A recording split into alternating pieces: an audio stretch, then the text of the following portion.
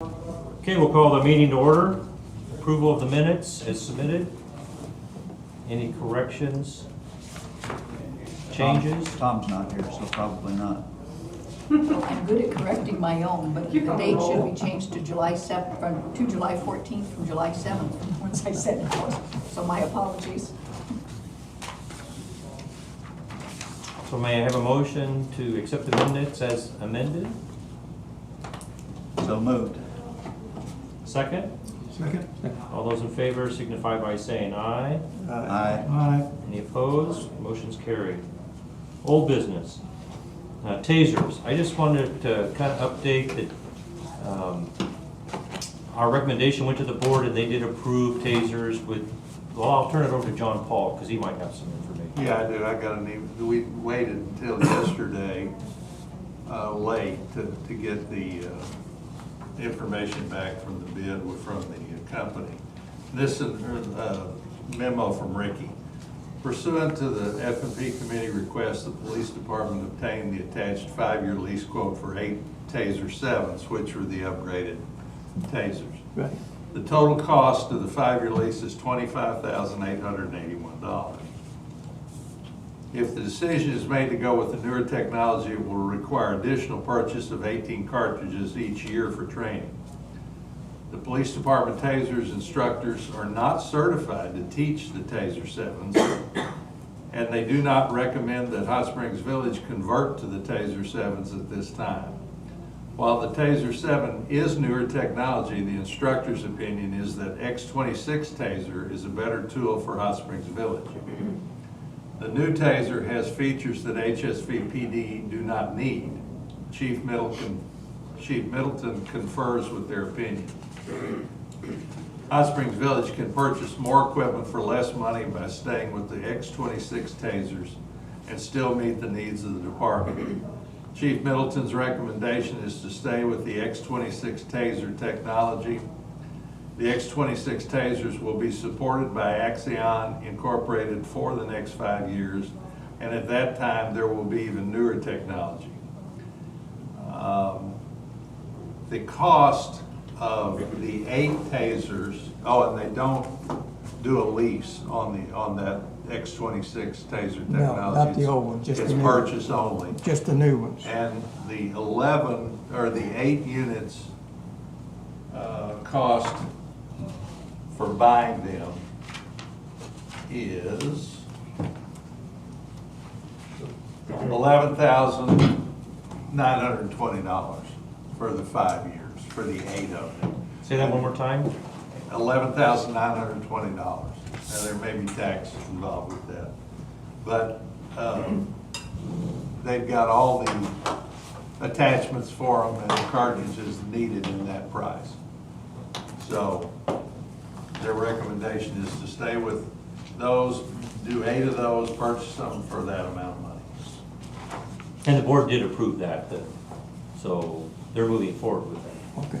But they did take our recommendation and checked it information out. seriously and looked at it and then passed it on to the chief to make the final decision. You need to introduce the lady sitting next to Jane. Oh, yes. Jamie, would you introduce Teresa? I'm sorry. No, I'm sorry. I'd like to introduce Teresa Scott. She is our, an accountant. She is our accountant and right beneath Karina. She's a Karina in training. Thank you for coming. Appreciate it. Okay, I just wanted to update the committee on backhoes. You know, we made a recommendation to purchase, and the board did authorize the purchase of the backhoe through a payment program, and they're out shopping, what's the word you want to use? Sourcing the best rate at the local banks. So I just wanted to touch base and let everybody know that went through. And then next on our organization, see if we have anything on marketing subcommittee status. No? Nobody here. Okay. CMP review and strategy planning discussion, do you have anything? I guess I'll try to make it brief. First of all, last week I distributed document of understanding and principles and objectives are there Any comments on that? Had a chance to review it? Okay, no comments. We did expand our little group from 3 people to 4 people.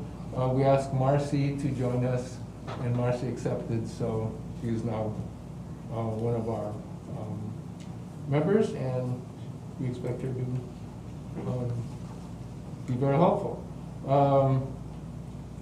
It seems to me that we're probably getting toward the end of reviewing the 2000 strategic planning process. So I think at this point, we are still trying to turn our attention to the next step, which would be starting the research phase and trying to figure out how we're going to do that. So that's probably where we're going right now. Okay. Anybody else have any comments? All right, we'll move on to budget oversight. John? Yes, we had a meeting a week ago and we talked about direction and pretty much confirmed our own basic understanding of zero-based budgeting. I left that meeting tasked with coming up with a training presentation, if you will, for the departments. And I've done that. I since emailed that to everybody a couple hours before this meeting. It's my, perhaps we could spend some time, if not today, next week, going through that. I do have also, the last page of that includes my proposed rollout strategy for August.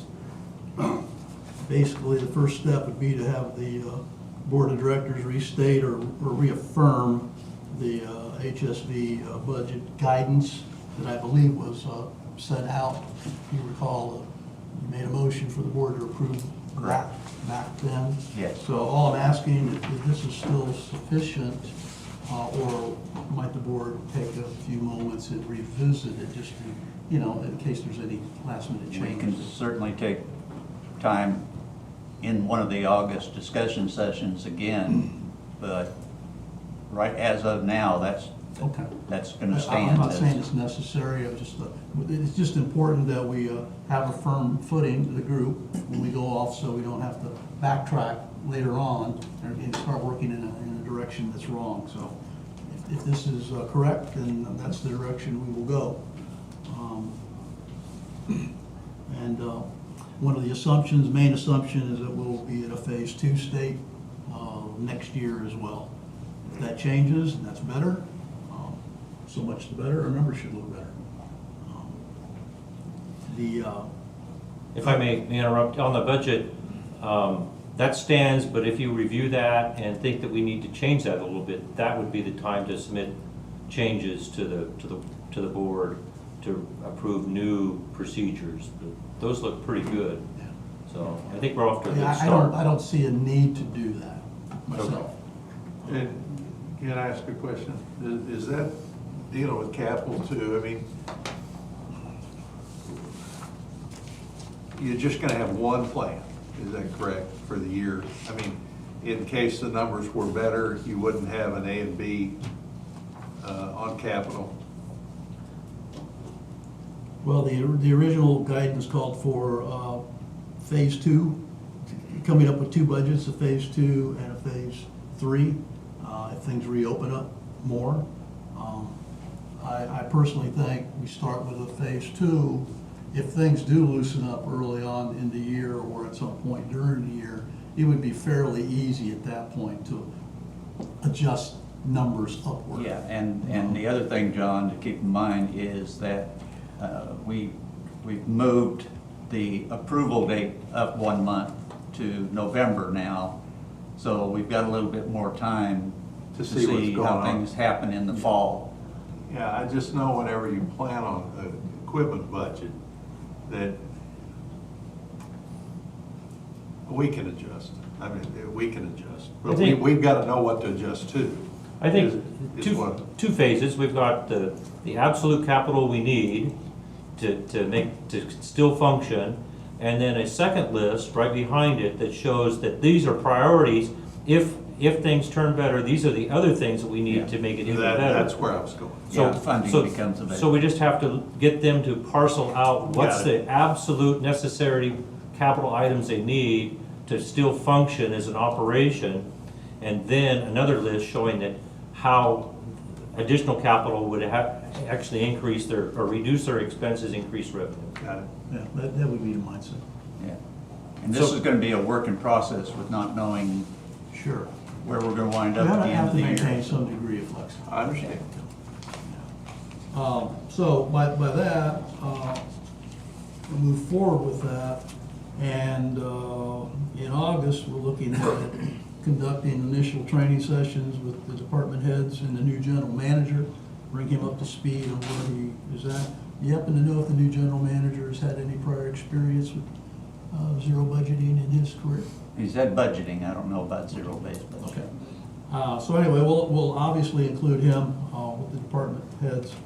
We'll also establish a point of contact for people in the different departments.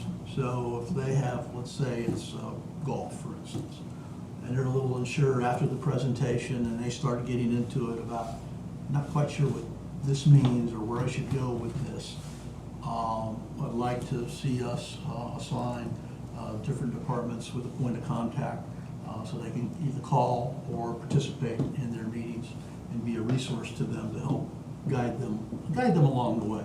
Wouldn't be a full-time job, it should just be a call me if you need a question, or when you guys are getting together for a 2-hour meeting during your budget session, that person would be happy to attend and just participate and answer any questions they may or may not have. I really think that Charles is going to be leaning on Jama through this too. She'll be a big help She looks shocked. in this regard. No, she's not shocked. Well, trust me, everybody in this committee wants Charles King to succeed, and we're willing to bend and do whatever needs to be done to help him achieve that, because we all want the village to improve and Yes, survive. we do. So, Yeah, and the other, lastly, we'll be looking for the departments, and this will be shared with them during the rollout, to identify early on who will be on their teams within their scope of control for the budget preparation, because we're not sure, there's a little bit more participation from the people that actually manage the budgets on a day-to-day basis. You know, i.e., as an example, John Paul, that the golf superintendents have a part in this. Oh, yeah. And other examples like that. And then if every department has their initial meeting in the month of August, that should set us up good to put out a nice little timeline and get where we need to be. okay. Okay? You want to add anything about ad hoc budget committee of one? Not at this time. Did you have a meeting? Not at this time. We'll move on to policies and procedures. The finance policy is still pending. That's the policy that we worked on with Dan very early on in our first meeting in May and went through. And so management is still going through that and trying to critique it. And hopefully they'll have that finished in the near future so we can look at that. And then the procurement, capitalization, depreciation is waiting. Those are things that on all of our free time, we should probably call those up off the internet and familiarize ourselves with them a little bit, because those will be coming down the pipeline in the next several months. The investment policy that we approved was adopted by the board at the last board meeting, so that is done. And I don't have any other. I might mention that there's a new chapter in the policy handbook 9, which all the financial policies will go into, where previously they've been kind of spread out through the policy manual. So there will be a finance section, which will be chapter 9. Okay, we're on to new business. John Gonzalez, you wanted a moment for the rec department financials? Yeah, this will take long. It's more a question of process. Obviously, amenities have been taking it on the chin this year with the COVID, reduced attendance and so on and so forth. Some amenities are taking it on harder than others. And it just caught my eye in looking at June. Two stand out to me. One was the fitness center, been taking it particularly hard, and also the Coronado Center. Not a whole lot, if anything, went on there. My question is it in the purview of our charter to initiate doing deep dives into certain areas like those,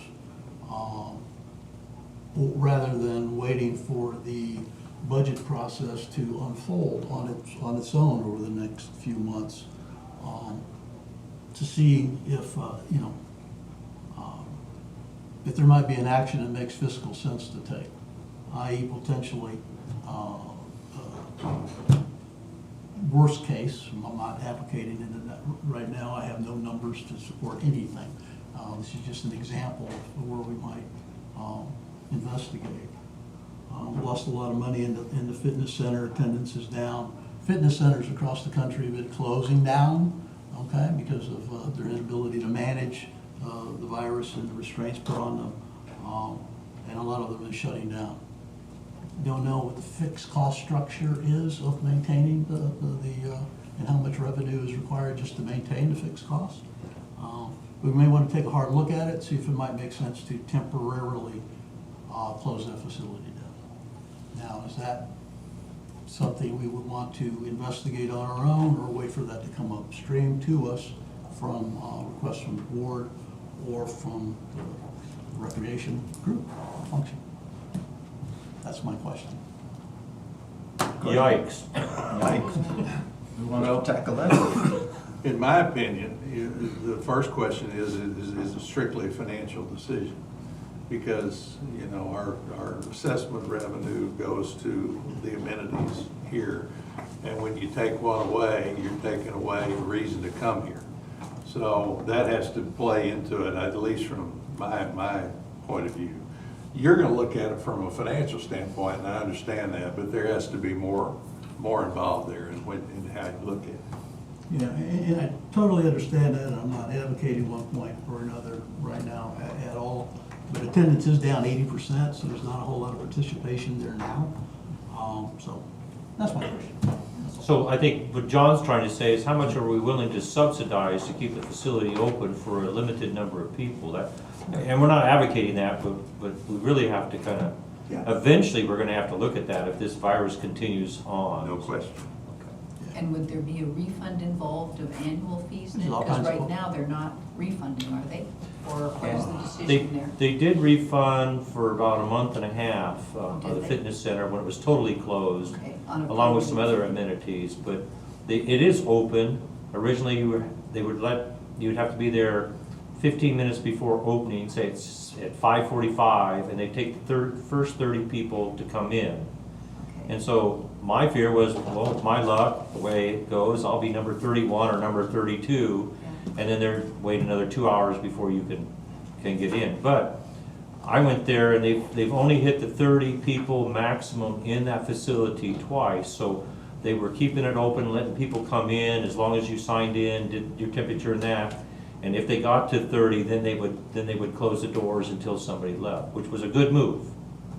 So, but the attendance is still way down. So. And I think back on John's question, I think my preference would be that needs to probably be referred to the Recreation Committee to start discussing. And, they should probably come up with the recommendation. But we have the same problem in every cost center that we have, in that we don't know what the base cost to operate any of them are. And I hope we get to that point during the budgeting process this year. So I think my inclination right now would be to say let it happen as a natural part of the budgeting process. But I think an emphasis needs to be placed with the staff and that committee that they need to be paying attention to what that bottom line number needs to be in order to stay open. Yeah, and I can see it working that way perfectly fine. Yeah. I'm not advocating one way or the other. I just think it's important for us to, someone looks into that, particularly in the budget process, in running the numbers, for next year on the fitness center or any of the amenities. If the math, what'd you do? $20. $20. Where's he going? He's going to answer his phone and get his $20. But anyway, that was my question, so that's good. Well, I do know the fitness center, you know, they several years ago, they came up with a silver sneaker or silver fit, whatever. But the reimbursement rate from the insurance company is considerably less than what they anticipated. So if a participant doesn't go to the gym, I think 12 or 14 times within a month, we're not covering our costs as if they were to pay a regular fee. So that's one of the problems.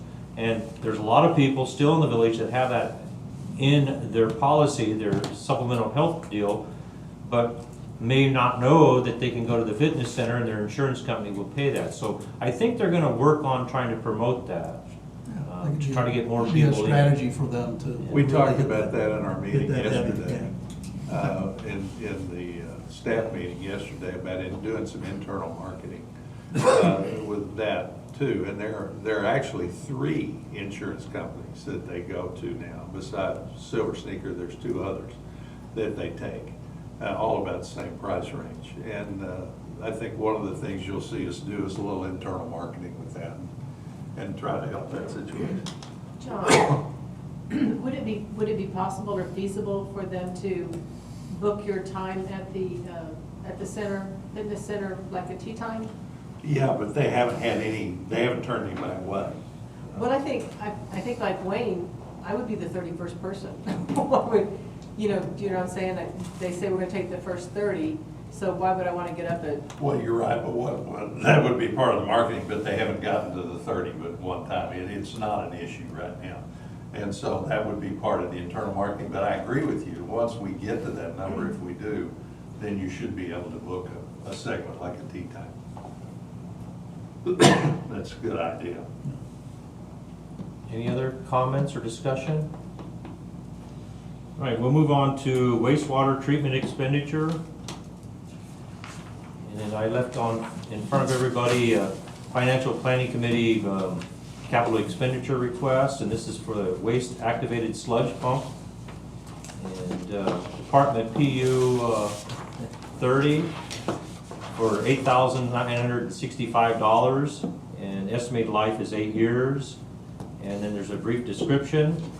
And you have anything you want to add to that, Jason? I'd be glad to answer any questions. It is kind of an urgent matter, as it's a critical part of our wastewater treatment plant operations. We do have 2 pumps operating, but the system is kind of set up to operate off of 2. And so with this pump making noise, we do anticipate this pump will be failing in the very near future. Can't tell you when, but this is the indication of when we start. Wish we had a pump on the shelf, but we need to go ahead and order this replacement part so when it does go down, we have it ready to replace. It's 10 to 12 weeks, right? Yeah. Yeah. Yeah, this is a quality pump that's specially suited for pumping sludges and grit and things like that, so it takes a while to get in. So this was an Especially COVID-19. unforeseen situation. It will be capitalized, and John Paul and I said that, this was something that we needed to act on right away, so we're kind of bringing it to you to confirm that so we can send it to the board for approval. But the pump has been ordered Yes. because it is 10 to 12 weeks out, which is a long time. And so I just wanted to bring that in front of you. This may be So an inappropriate question, but is this pump, why was it unforeseen? I mean, do they fail about 8 years, in about 8 years? Well, Just- they do. 8 to 12 years is typical for a submersible pump. And we actually did have money budgeted in wastewater treatment plants for various pumps. Because every year, we have pumps that go out that we don't know when they're gonna go out, we just know that they are, somebody will go out, and so we budget about $40,000 a year to cover that whenever it does happen. If we had any indications that this pump was gonna go out, because they could last anywhere from 8 to 12 years, if we had heard this noise last year, we would definitely budgeted, well, we would have done an emergency for that then as well. So that's the best way to handle it, is kind of it's in our contingency capital budget for this type of situation. Jason, how old is this pump that's being replaced? That's a good question. It's older than me. When I say older than me, older than the time I've been here, because we have replaced the other pump that's in that area, and I've been here 7 years, so this pump hasn't been replaced in 7 years that I've been here, that I know of. So will you be able to maybe repair this pump and set it on the shelf for backup in case the next one? Is it a common use style, or is it a special custom fit? When we take that pump out, we'll send it back to our vendor, who does have the shop capability to refurbish, rebuild them, if they haven't been gone too far. So Right. we'll send that back to get a price on getting it refurbished, so we'll have it on the shelf. Cool. At a You- fraction of the cost. And you're Well, saying, half. Yeah. And this is a new unit, not a refurb unit? Brand new unit, with, it'll be brand new with warranty. You know, the unknown is with not the conditions that we're in, things are taking longer to arrive, so I'm a little worried about that. and if it fails, you said you'd have to go into a confined space vault several times to make manual adjustment? Yeah. And you'd have to implement OSHA confined space entry? And we're totally set up to handle that. It's Right. just a lot of climbing up and down, and several, Permit. you gotta ask your staff to go down into that confined space a couple of times a day to make adjustments, because at that point, you're operating off of one pump, and you're making valve adjustments to draw water from two clarifiers, two separate structures, and so you've got to play with it.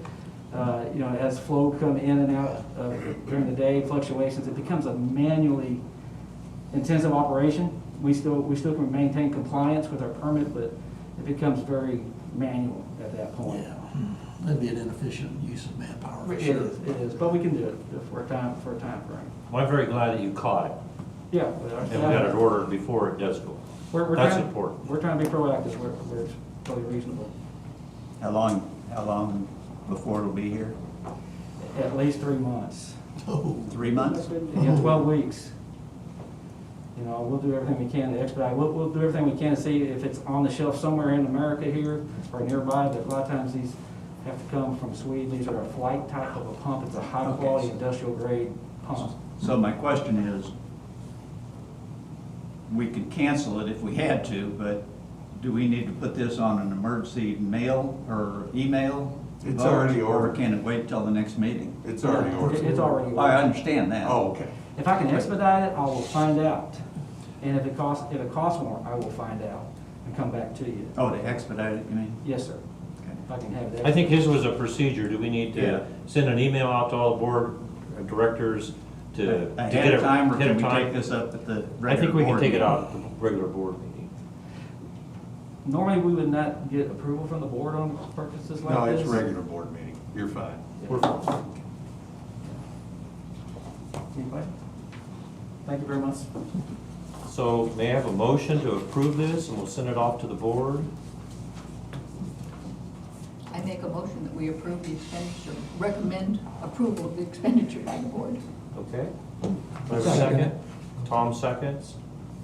Now I'm supposed to ask discussion. Any discussion? A little out of order. All those in favor signify by saying aye. Aye. Anybody opposed? Motion's carried. I had another one, the IT marketing, or my IT department had a problem with the web page, and if John Paul would be so kind to explain that. It was playing havoc with us, and we were having to have a police officer sit at the gate. When they redid the website, not the member website side, but the visitor website, new website, we all know about it. They instituted about 2 weeks ago. When they put that in, it created havoc with this system. And the reason is that there had been no upgrade done in a long time.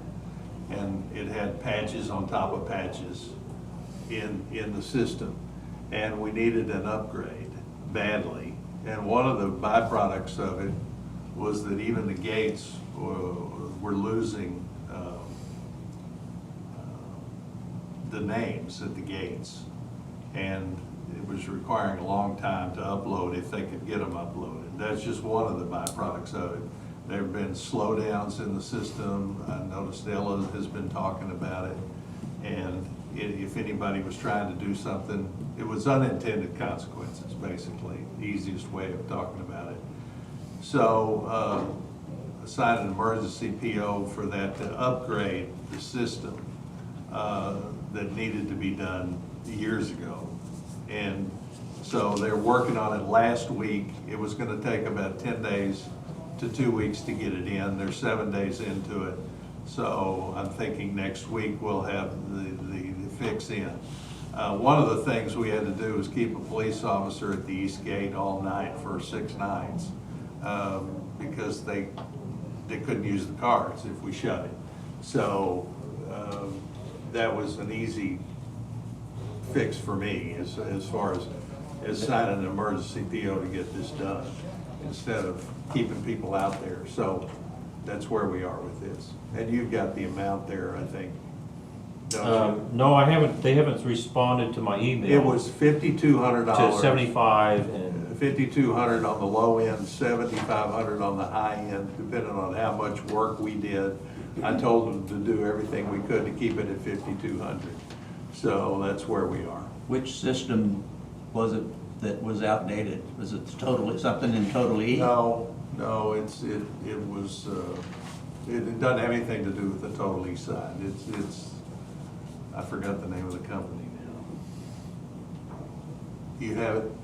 no, I don't, Do but you remember? I don't. What it is?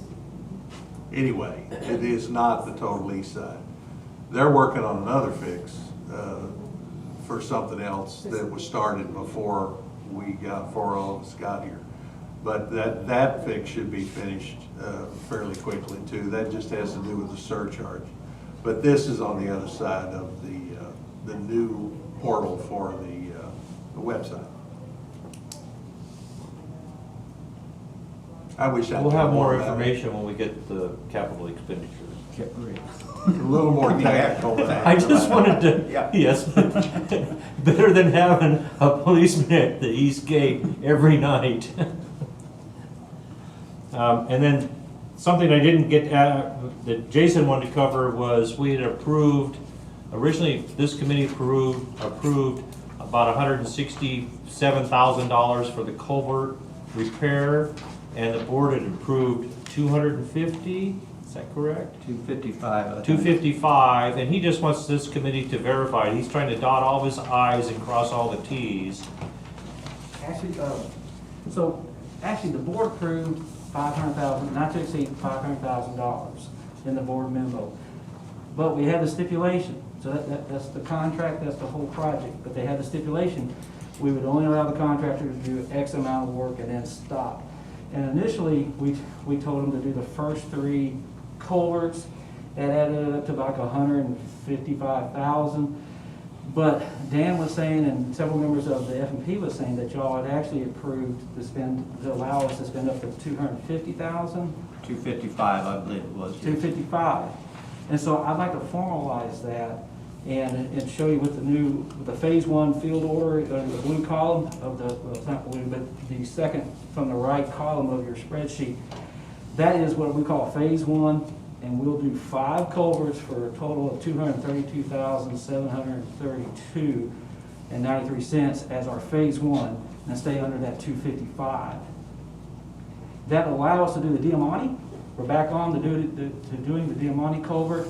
I've worked out a system with the Diamante Golf Course that we can provide backup water to their pond, and so they'll be allowed to lower their pond, the Diamante Lake, by a foot, and remove that concern that our contractor had in that construction. That'll help facilitate that work. And that allows us to do the 3 slip line culverts on DeSoto Boulevard all at one time, so we won't have to pay multiple mobilization costs. And in addition to that, 1 other culvert that is just excavate and replace, which is on Montenoso. We get all of that for $232,000. And then we'll come, and when we get there and gets close, I'll come back to you and let you know we're about to finish that work. And you can take a look at your checkbook here and see if we have any other funds that we can move forward with the remaining items or how much at that time. Yeah, again, just to make sure everybody understands that approximately 250 was for 5 culverts. And although we let the purchase order for the 500,000, they could only fund up to the first 250, and then they had to come back to the committee again for further funding to ensure cash flow would Yeah, we're on handle board, it. we're on board with that, Yeah. with this new prioritized schedule. I just want to make sure it's been formalized amongst the committee here. And the other thing, Jason, is the culvert where you're replacing where the steel plates are on DeSoto. You'll start as early as August the 17th now. We are shooting for an August 17th start date and be done within 2 weeks of that time frame. So that'll be before the Labor Day weekend of September 7th. And So, I assume we will put out several blasts letting the people know that they're gonna be inconvenienced. One of for a the while. things that came up in our staff meeting yesterday was emergency vehicles and what they would do if they needed to stage on the other side of the gate.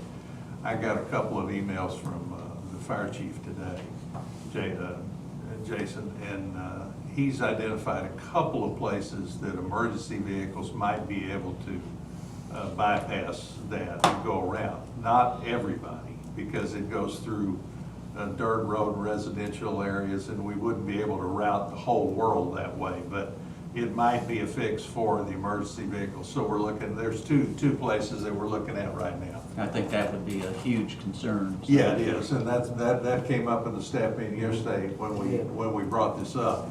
So we're looking at that. and that's a healthy thing because now we'll have that for the future. If anything ever happens where the Soto Boulevard gets completely blocked in that area, we'll already know of an alternative route for emergency services. So it's been a healthy exercise. Good. Good job. Good. All right. So do we need to vote on this? It's been done. No, it's Okay. it's Thank you, authorized. Jason. He's just updating on someone he's doing. Okay, anybody else have anything they want to say? Well, the last thing I want to cover is, you know, this is your committee, I'm just trying to facilitate it. And so, one of the things I do know is that our groups are going to be working a lot of time in that, and I found out that if we need to have additional people help us, we can form a work study group, and they don't have to be members of the committee.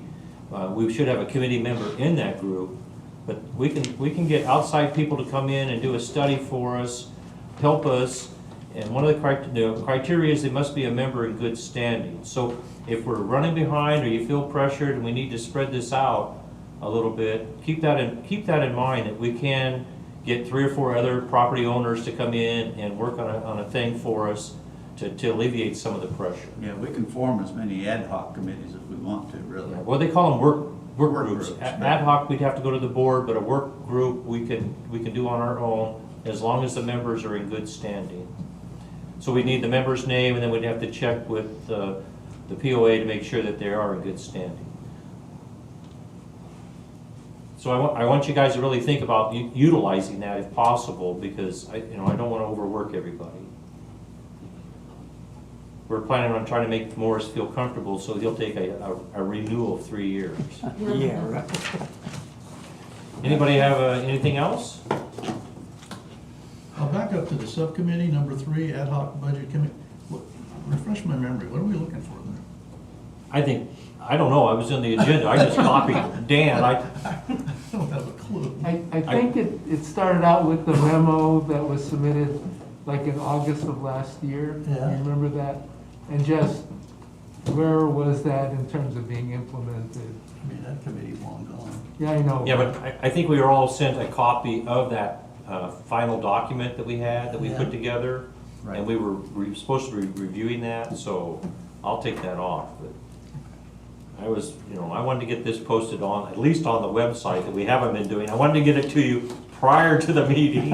I think that probably now falls under the budgeting process that we're going through, so. Now, do we need to meet next Tuesday? From the budget oversight, I don't think so. Tom? No, I don't think so. Okay, let's not meet next Tuesday. We'll do the following Tuesday, 3 o'clock working out okay for everybody, including the golf game? 2:30 might, but you want me to shower, I'm sure. All right, can I have a motion to adjourn? Well, if you're not meeting next week, it was nice knowing you guys. Well, you'll be here. You'll be. Oh, Yeah, I think I'll be gone by then. John Paul, we know where you live, so. I don't think you'll be gone by then. Well, this will be real close. Motion to adjourn? Motion to adjourn. Second. All those in favor, signify. Aye. Meeting's over. Thank you very much.